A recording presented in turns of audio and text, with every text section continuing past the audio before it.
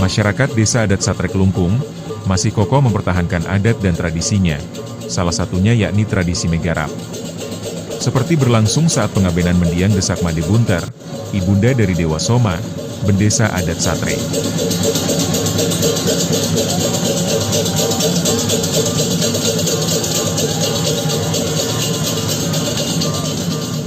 Saat menuju Bade, warga dengan antusias melakukan prosesi ngarap. Meski basah kuyup disemprot dengan air tangki, warga tampak begitu semangat melakukan tradisi megarap yang unik ini.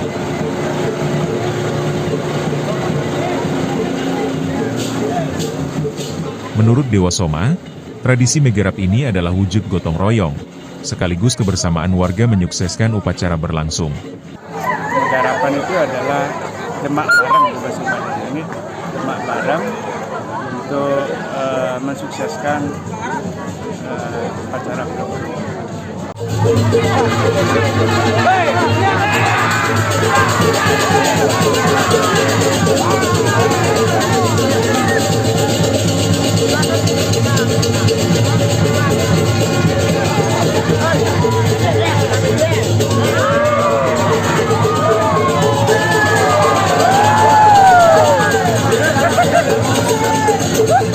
Indrawan, Bali TV.